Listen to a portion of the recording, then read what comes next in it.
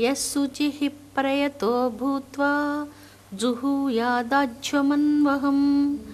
శ్రియః పంచదశశ్చరంచ శ్రీకామः సతతం జపేతు. అమృతాత్మ స్వరూపులైన మీ అందరికీ మీ తల్లి అవ్యాజ్యమైనటువంటి మాతృప్రేమనందిస్తూ 16వ శ్రీకళా మంత్రంలో యస్సుచిః ప్రయతో భూత్వా జుహూయాత్ ఆజ్వమన్వహం, జగజ్జనని యొక్క నిజమైన అనుగ్రహాన్ని ఖచ్చితంగా కావాలని మనసారా కోరుకుంటే మిక్కిలి శ్రద్ధతో మిక్కిలి ప్రయత్నంతో ప్రతినిత్యము ఈ సంపుటిత శ్రీ సూక్తాన్ని పఠించడం వారికి శుభాలను ప్రసాదిస్తుంది. ముఖ్యంగా ఈ శ్రీ సూక్తాలను హోమం చేయడం ద్వారా వెంటనే అద్భుతమైనటువంటి ఫలితాలు కనిపిస్తుంది. అపారమైనటువంటి సంపదలను ఐశ్వర్యాన్ని జగన్మాత వారికి అనుగ్రహిస్తుంది. అందుకనే ముఖ్యంగా శ్రీ సూక్తాన్ని చాలా వరకు ప్రతినిత్యం హోమం చేసే గృహాలలో అపారమైనటువంటి లక్ష్మీ కటాక్షాన్ని మనం ప్రత్యక్షంగా దర్శించవచ్చు. ఆనంద కర్దమశ్చైవ చిక్లీత ఇతి విశ్రుతః. శ్రీ జగజ్జననికి ఆనందుడు, కర్ధముడు, చిక్లీతుడు అని మహాలక్ష్మీదేవికి 3 పుత్రులు. ఈ శ్లోకాన్ని పారమార్థికంగానే మనం చెప్పుకుందాం. ఎందుకంటే భక్తిగా ఇంకా ఇతర మార్గాల ద్వారా చెప్పుకోవడం కంటే పారమార్థికంగా చూసినప్పుడు దాని విలువ చాలా అపూర్వంగా ఉంటుంది. ఈ పారమార్థికమైనటువంటి దానిలో ఆనందుడు అనగా సంపూర్ణమైనటువంటి జ్ఞానమే ఆనందుడు అనేటువంటి పుత్రుడు.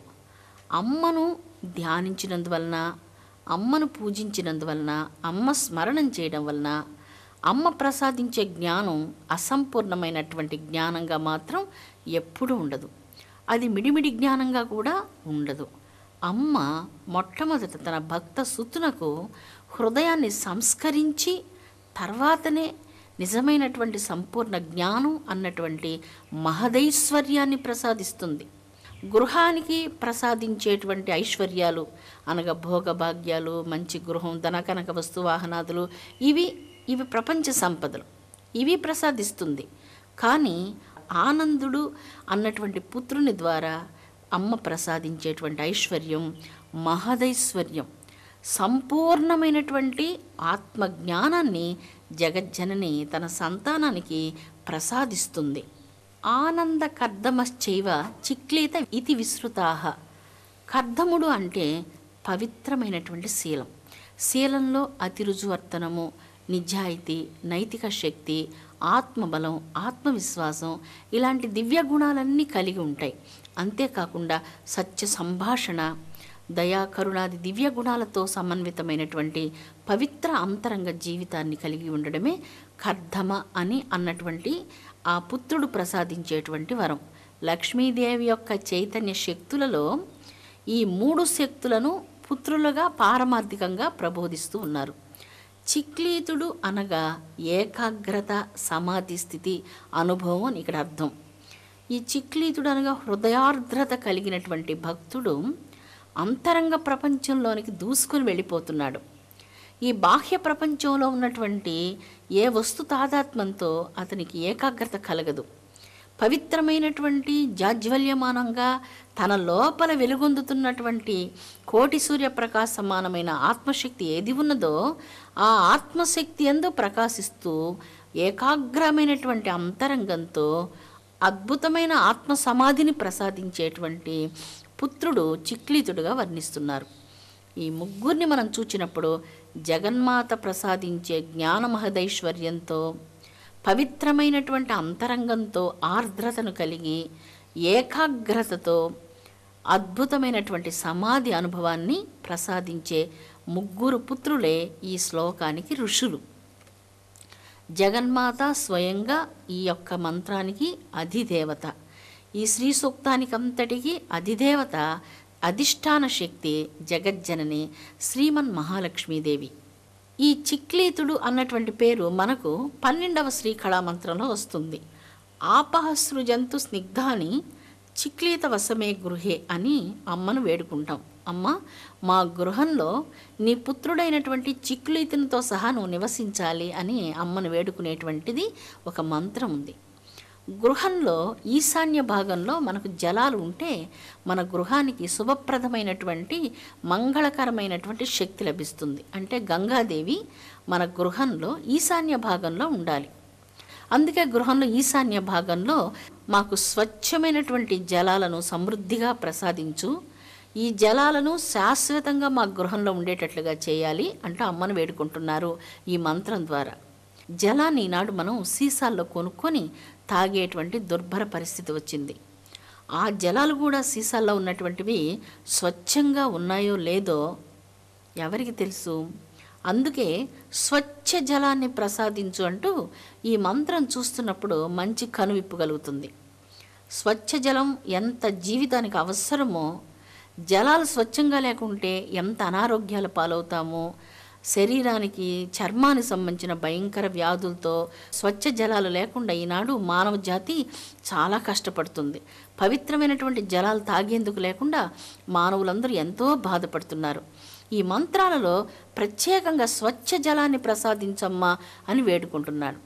భూమి మీద ఉన్నటువంటి వాతావరణంలో ప్రతినిత్యము ఎంతో కాలుష్యం చేరుకుంటుంది. మనం పొలాల్లో వేసేటువంటి రసాయనిక ఎరువులు, జీవజంతువులు మరణించడం, పండ్లు కుళ్ళిపోవడం, అనేక మరణాలు, ఇవన్నీ కూడా వాతావరణంలో ఒక కుళ్ళినటువంటి బ్యాక్టీరియాను తయారు చేస్తుంది. ఈ విషక్రిములన్నీ గాలిలో కలిసి వాతావరణంలో ప్రవేశించి ఎంతో అనారోగ్యమైంది. జలాలు, వాతావరణం, వాయువు అన్నీ కూడా చాలా కలుషితమైనటువంటి ప్రభావంతో నిండిపోయి ఉన్నాయి. అందువల్ల ఈ కలుషిత వాతావరణంతో నిండిన వాయువు వలన మేఘాలు కూడా స్వచ్ఛమైన శుభప్రదమైనటువంటి జలాలను మనకు ప్రసాదించడం లేదంటూ ఆధునిక శాస్త్రవేత్తలు ధృవీకరించారు. అయితే యజ్ఞం జరిగిన తర్వాత హోమ ధూమం నుంచి వెలువడినటువంటి పొగ వలన మేఘాలు పరిశుభ్రమై మేఘాల్లో ఉన్నటువంటి కలుషితమైనటువంటి విషక్రిములన్నీ మరణించి అప్పుడు పట్టుకున్నటువంటి జలాన్ని ప్రయోగశాలలో పరీక్షించిన తర్వాత యజ్ఞం తర్వాత వచ్చినటువంటి వర్షజలం చాలా స్వచ్ఛమైనటువంటి జలంగా అధునాతనమైనటువంటి శాస్త్రజ్ఞులందరూ ధృవీకరించారు. యజ్ఞం నుంచి వెలువడేటువంటి హోమ ధూమం వలన ఏ అద్భుతమైనటువంటి వాతావరణం తన చుట్టుప్రక్కల ఏర్పడి ఈ హోమధూమం మేఘాలను కూడా పవిత్రీకరించి అప్పుడు వర్షించే జలం స్వచ్ఛమైనటువంటి జలం అన్నటువంటిది స్పష్టమవుతుంది. అంటే యజ్ఞం అనేటువంటిది ఒకానొక కాలంలో సామాజిక బాధ్యత. అందరూ హోమాలు చేయడం వలన వాతావరణంలో ఉన్నటువంటి సమస్త విషక్రిములు అన్నీ మరణిస్తాయి. గాలి పవిత్రంగా ఉంటుంది, వర్షజలాలు కూడా చాలా పవిత్రంగా ఉంటాయి. అయితే ఈనాడు ఈ స్వచ్ఛ జలం అనేటువంటిది మనకు పూర్తిగా కనుమరుగైపోయింది. మృగ్యం అని ఒక మాటలో చెప్పుకోవచ్చు. మనకు పవిత్రమైనటువంటి జలం ఎక్కడా లభించడం లేదు, పవిత్రమైన గాలి లేదు, పవిత్రమైన వాతావరణం లేకుండా పోయింది.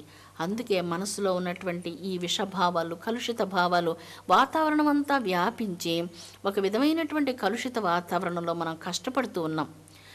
ఈ కలుషిత వాతావరణంలో నుంచి మనం తప్పించుకోవాలి అంటే మనం మన హృదయాల్ని పవిత్రంగా ఉంచుకునేందుకు దైవ ఆరాధన, దైవ ధ్యానం చేయాలి. ఈ అద్భుతమైనటువంటి శ్లోకంలో స్వచ్ఛ జలాలను అనేటువంటి సంపదను మాకు అనుగ్రహించమ్మా అని లక్ష్మిని వేడుకోవడం చూసినప్పుడు స్వచ్ఛమైనటువంటి శుద్ధ జలాలు అద్భుతమైనటువంటి సంపద అని ఈనాటికైనా మన ఆధునిక సమాజానికి అర్థమైంది. దానికి మనం చాలా సంతోషించవలసి ఉంటుంది. జగన్మాత మహాలక్ష్మీదేవి ఐశ్వర్యాలను ప్రసాదించేటువంటి కరుణా సముద్రాలు. ఐశ్వర్యం మనం సంపాదించాలంటే ఏం చేయవాలో అద్భుతంగా ఋగ్వేద మాత ఒక చక్కని శ్లోకం ద్వారా మనకు గొప్పదైనటువంటి ధర్మపదాన్ని చూపిస్తూ ఉన్నది. అక్షైర్మా దివ్య కృషిమత్ కృషస్వ. ఋగ్వేద మాత మనకు చాలా తల్లిలాగా, కన్న తల్లిలాగా ఈ చక్కని మాట చెప్తుంది. ఎప్పుడు కానీ మన చేతులతో జూదం మాత్రం ఆడకూడదట. ఈ చేతులతో కష్టపడి కృషి చేసి సంపాదించండి. మీ చేతుల్లో మహాలక్ష్మినై నేను నిలుస్తాను అంటుంది. కొన్ని చేతుల్లో ధనం ఎప్పుడూ నిలబడదు, ఎంత వచ్చినా ఖర్చు అయిపోతుంటుంది. ఎప్పుడైతే అమ్మకు మనసారా మన చేతులారా పూజ చేస్తామో ఆ చేతులు లక్ష్మీకరమైనటువంటి తేజస్సును సంతరించుకుంటాయి. ధనం నిలబడాలి మీ దగ్గర. మీరు మంచి పనులు చేయాలి. ఏ విధమైనటువంటి అకృత్యాలను మన చేతులతో మనం చేయకూడదు అని ఇక్కడ ఋగ్వేదమాత పవిత్రమైనటువంటి ప్రేమతో మనకు ఈ చక్కని సలహా ఇస్తూ ఉంది. దుష్కర్మలు మన చేతితో చేయకూడదు. పవిత్ర కర్మలను కష్టపడి మనం చేస్తాం. కర్మమయం ధర్మం అంటుంది వేదం. ధర్మం ఎలా ఉంటుందంటే పవిత్రమైనటువంటి కర్మమయంగా ఉంటుంది ధర్మం. కర్మమయం కాకుండా ధర్మాన్ని మనం సంపాదించలేం. అందువల్ల అది కేవలం ధర్మానికి సంబంధించిన మాటలు మనం చెప్తుంటే ఒట్టి మాటలుగానే అవి మిగిలిపోతాయి తప్ప వాని యందు నిష్కామమైనటువంటి కర్మమయ శక్తి అక్కడ ఉండదు. అందుచేతనే కర్మమయం ధర్మం అంటూ ఋగ్వేదంలో మనకెంతో స్ఫూర్తిని ప్రసాదిస్తూ మనిషి నిరంతరం కష్టపడి పని చేయాలి అంటూ ప్రబోధిస్తుంది. భగీరథ మహారాజును మనం చూచినప్పుడు గంగను భూమి మీదకు తీసుకొని వచ్చేందుకు ఆయన ఎంత శ్రమ పడతారో భగీరథ ప్రయత్నాలు అనేటువంటి సూక్తి ఈరోజుకి మన ప్రపంచంలో ఉండడం మనం తెలుసుకుంటాం. అంటే అంత కష్టపడి చేతులారా మనదైనటువంటి కర్తవ్యం, దైవం మనకి ప్రసాదించినటువంటి వృత్తిని దైవంగా భావించాలి.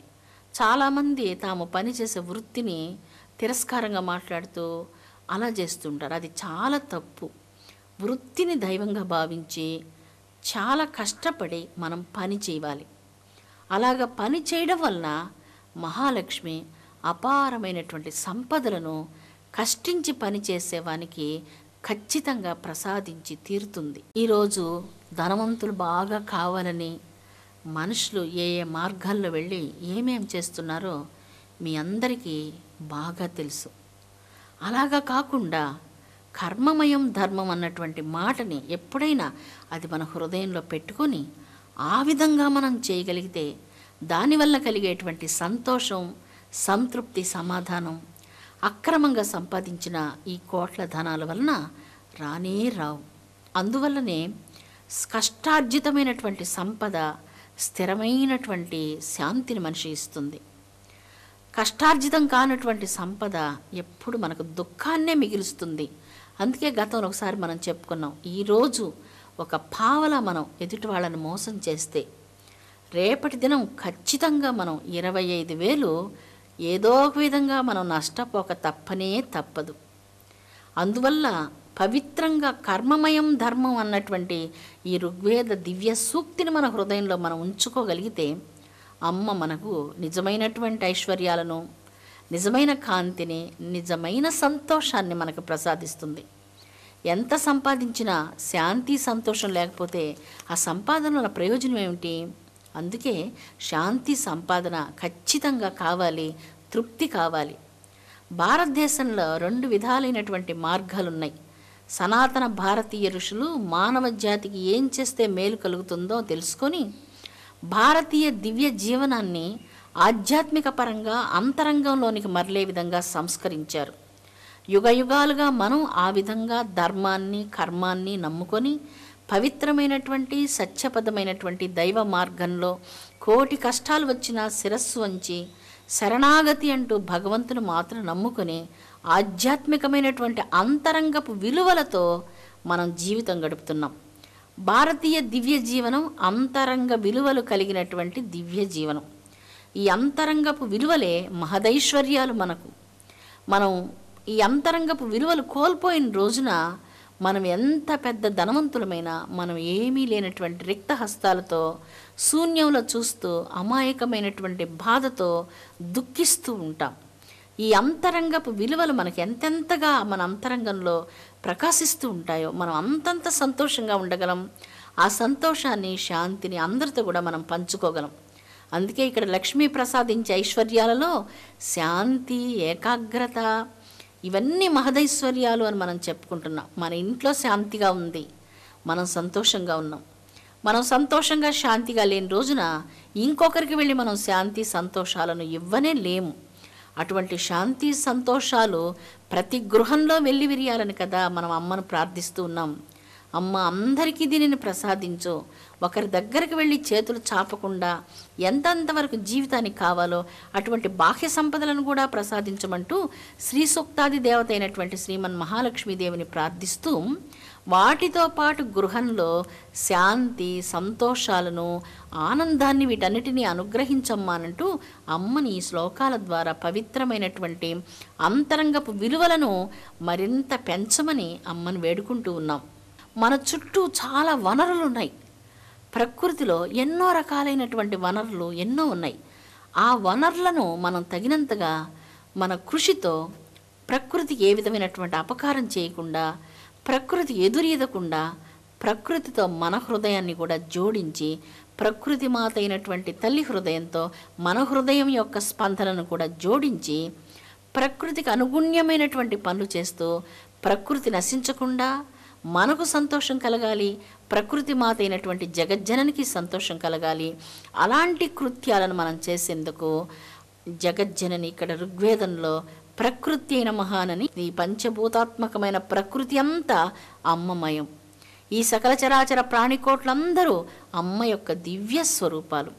అందరూ పుష్టివంతంగా, కాంతివంతంగా, సంతోషంగా ఉండాలి అంటూ ప్రతి వేదమంత్రం లక్షలాది సంవత్సరాల క్రితమే అద్భుతమైనటువంటి మంగళాశీర్వచనాలను మానవ జగత్తుకు ప్రసాదించింది. మన దురదృష్టవశాత్తు మన మనస్సులు వక్రంగా ఉన్నందువలన వాటికి మనం సరిగ్గా అర్థం చేసుకోలేక ప్రకృతిని మనం పాడు చేసుకుంటూ వచ్చి ప్రకృతిలో ఉన్నటువంటి అన్ని రకాలైనటువంటి వనరులను మనం ధ్వంసం చేసుకుంటూ వస్తున్నాం. ఈ సంపదలంతా మన తీవ్ర పరిశ్రమ వలన, కృషి ఉంటే తప్ప ఏమీ మనం పొందలేం. ఒక పుల్ల కూడా కదల్చకుండా, ఒక్క అడుగు సైతం ముందుకు నడవకుండా ఈ ప్రపంచంలో మనం ఏమీ సాధించలేం. కనుకనే మనకు స్ఫూర్తినిస్తూ ఋగ్వేద మాత కృషిమత్ కృషస్వ, మనం ఖచ్చితంగా కృషి చేయాలి, మన చేతులారా మనం కృషి చేయాలి, మన బుద్ధిశక్తిని మనం వినియోగించుకోవాలి, ప్రకృతిలో ఉన్నటువంటి సంపదలన్నిటినీ మనం అనుభవించాలి అంటూ ప్రకృతి మాతయే మనకు యుగయుగాల క్రితం దీవెనలను అందించి ఉంది. మనుషులు సోమరులుగా ఉండకూడదు, అలసత్వంతో ఉండకూడదు, మన్నుదిన్న పాములాగా ఎప్పుడు నిద్రపోతూ ఉండకూడదు. అతి నిద్రాలోలత్వం వలన జ్యేష్ఠాదేవి మనల్ని ఆవహిస్తుంది. అందుకని ఎప్పుడు చురుకుగా, ఉత్సాహంగా ఉండాలి అంటూ వేదమాత మనిషి యొక్క వెన్ను తట్టి, ప్రతి బిడ్డ వెన్ను తట్టి తల్లి మృదువుగా తట్టి లేపి, ముందుకు సాగు, నీ అడుగులు కేవలం ముందుకు మాత్రమే, వెనకకు ఉండకూడదు అంటూ తల్లి ఎంతో స్ఫూర్తినిస్తుంది. అందువలన వేకుజాము నిద్రలేయండి, కొంతసేపు సూర్యకాంతిలో కూర్చోండి, మీలో అద్భుతమైనటువంటి ఉత్తేజం, ఉత్సాహం వస్తుంది. భగవత్ ప్రార్థన చేయండి, మీ హృదయం అంతా శక్తి సమన్వితమవుతుంది. అప్పుడు మీరు కృషి చేయండి, అపారమైనటువంటి లక్ష్మీ సంపదలను పొందండి, అందరికీ మేలు చేయండి. సమాజంలో అప్పుడు ప్రగతి కూడా మనకు సాధ్యమవుతుంది. తేన మనుష్యాః కృషించ సవ్యంచ ఉపజీవంతి అంటూ అధర్వణ వేదమాత మరొక ఆశీర్వాదం చేస్తుంది. ఆ ఆశీర్వాదం కూడా కృషిని గురించే చెప్తుంది అధర్వణ వేదమాత. జీవితానికి నిరంతరం కృషి ఉండాలి. ఈరోజు చేశాను రేపు చేసేది కాదనేది కాదు, ప్రతి క్షణము ఇటువంటి కృషి నిరంతరం ఉండాలి. కృషిని మార్గంగా ఎంచుకొని సనాతన ఋషి ధర్మం మనకు హేతువు చెప్తుంది. భక్తి అంటే సోమర్తనంగా ఉండడం, హాయిగా కూర్చోవడం అలా అనుకుంటాం కాదు. అద్భుతమైనటువంటి సత్యాలను తెలుసుకొని ముందు మనం అవగాహన చేసుకొని మనం ఆచరించి తర్వాత వాటిని అందరికీ ప్రబోధం చేసేదే వేద ధర్మం. ఇదే మన సనాతన దివ్య ధర్మం. హిందూ సంస్కృతి మనకు ప్రబోధించినటువంటి మహదైశ్వర్యం ఇది. ఈ మహదైశ్వర్యాన్ని మనం శిరోధార్యంగా భావించి ఆధ్యాత్మిక దివ్య పదంలో ముందుకు సాగాలి. మేధస్సును, శరీరాన్ని చైతన్యవంతంగా ఉంచేది కదా అమ్మ మనకు ప్రసాదించే శ్రీ సూక్తపు వెలుగు. అందుకే అమ్మ అంధకార శక్తి కానే కాదు, అమ్మ అద్భుతమైనటువంటి కోటి సూర్య ప్రకాశమానమైన స్వయం ప్రకాశ చైతన్య శక్తి. అటువంటి అమ్మను ధ్యానించడం వలన, అమ్మను సేవించడం వలన, ప్రార్థించడం వలన మన హృదయాలు, జీవితాలు వెలుగుతో నిండిపోతాయనని మనం పదే పదే అనేకసార్లు చెప్పుకున్నాం. వనరులను వాడుకుందాము, అమ్మ అనుగ్రహాన్ని సంపాదిద్దాము. అలసత్వాన్ని, సోమర్తనాన్ని నెట్టివేసి మనందరి జీవితాలను వెలుగుతో నింపమని జగన్మాత అయినటువంటి శ్రీమన్నారాయణిని, మహాలక్ష్మీదేవిని భక్తితో అమ్మ చరణాంబుజాలను ఆత్మాంజలిని సమర్పిస్తూ నిరంతరం వేడుకుందాం. విశ్వశాంతి వర్ధిల్లునుగాక. ఓం శాంతి శాంతి శాంతి.